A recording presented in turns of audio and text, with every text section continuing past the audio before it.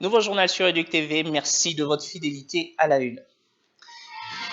Comment garantir une meilleure prise en charge des enseignants dans les zones les plus enclavées du pays? Au Bazoélé, le dossier des enseignants d'Ango revient au cœur des échanges entre les autorités éducatives et la représentation nationale. Un plaidoyer relancé pour accélérer le traitement de cette situation. Et puis un dernier hommage, la famille RT Éduc, les autorités, les proches et les amis ont accompagné notre confrère Toussaint Mbonda jusqu'à sa dernière demeure. Retour sur une journée de recueillement et de reconnaissance dans cette édition.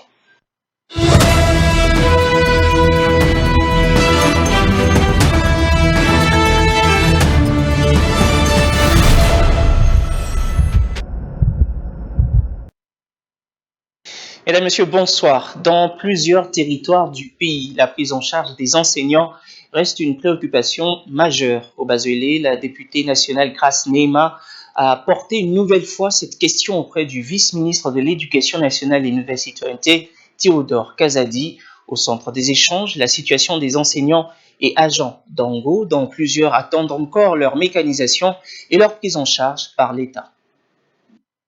L'honorable Grace Neema Paininye, questeur adjointe de l'Assemblée nationale et l'élu du territoire d'Ango dans les Bazoélé, a été reçu ce mardi 7 juillet à Kinshasa par le vice-ministre de l'Éducation nationale et Nouvelle Citoyenneté, M.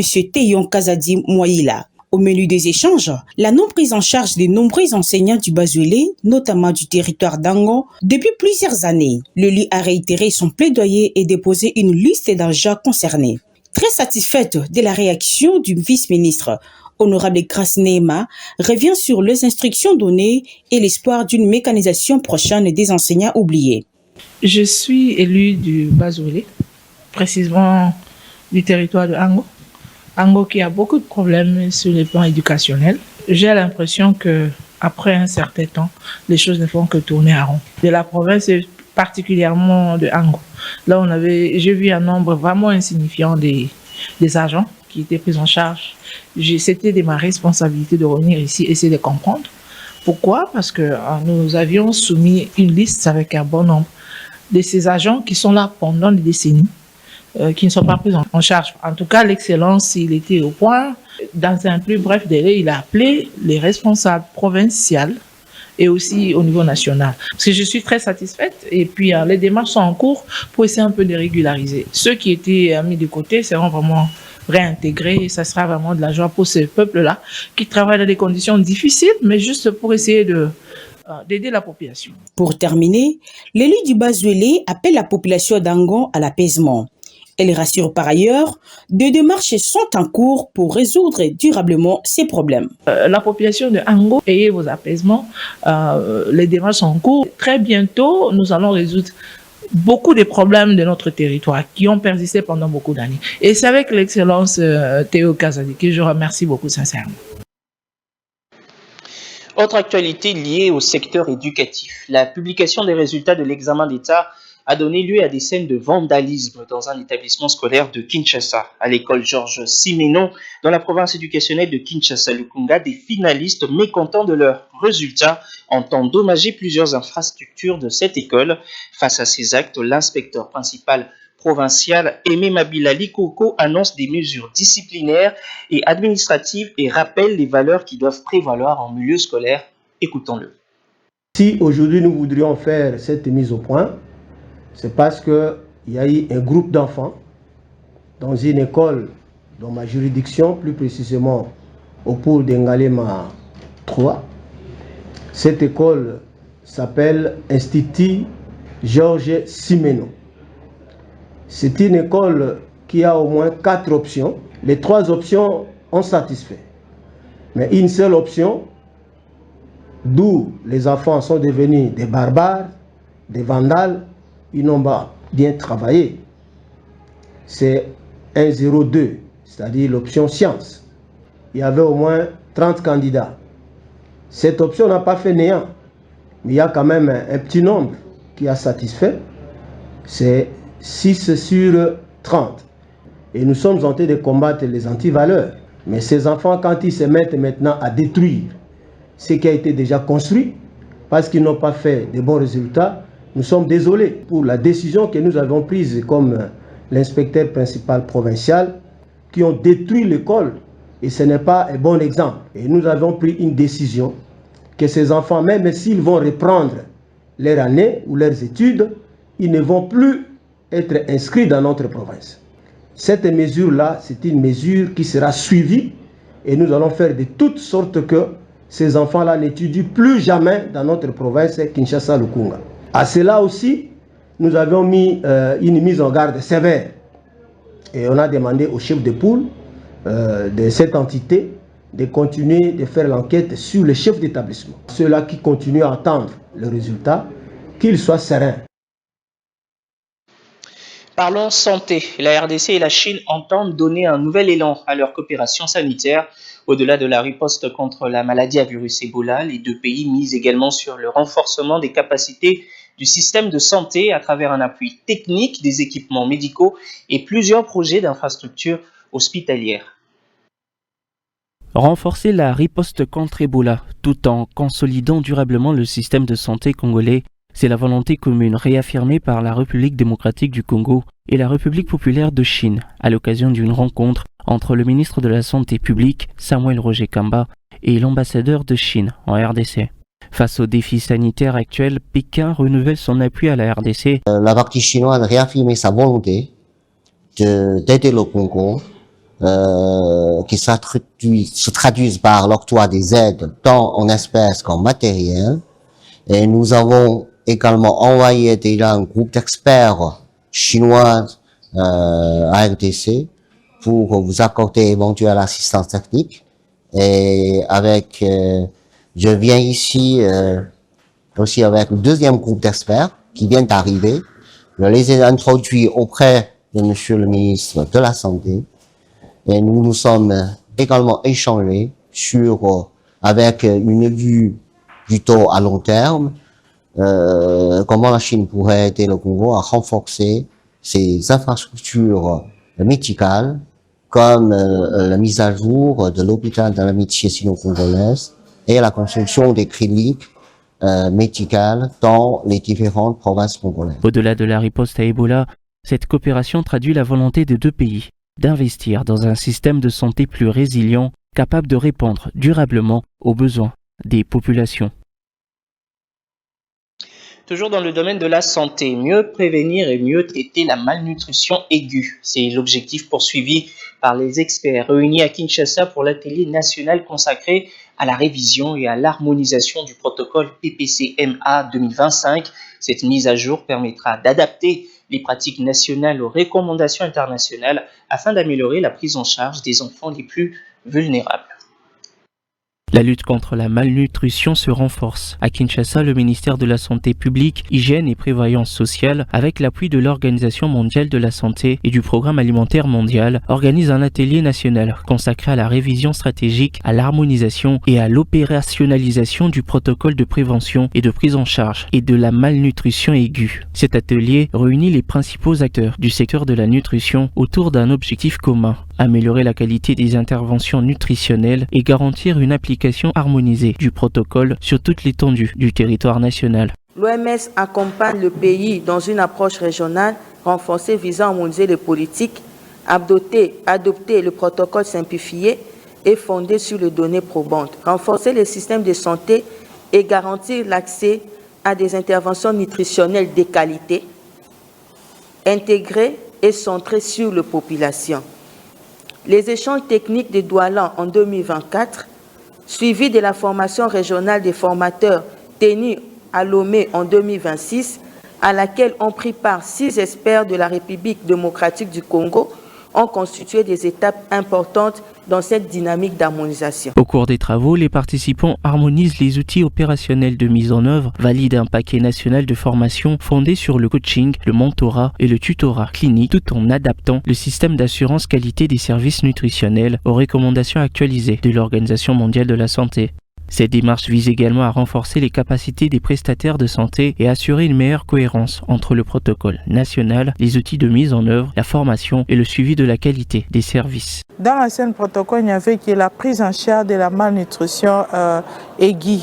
Mais avec ces nouveaux protocoles, nous sommes allés plus loin pour dire qu'avant que cet enfant-là puisse manifester la malnutrition aiguë, modérée ou sévère, on peut aussi prévenir la malnutrition. Raison pour laquelle on est en train de surnommer ces protocoles comme protocole de prévention, de prise en charge de la malnutrition aiguë.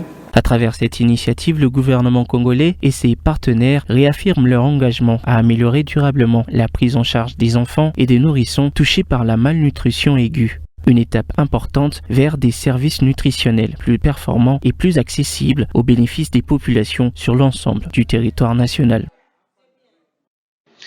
Restons sur ce chapitre. Boire une boisson énergisante permet-il réellement de retrouver de l'énergie?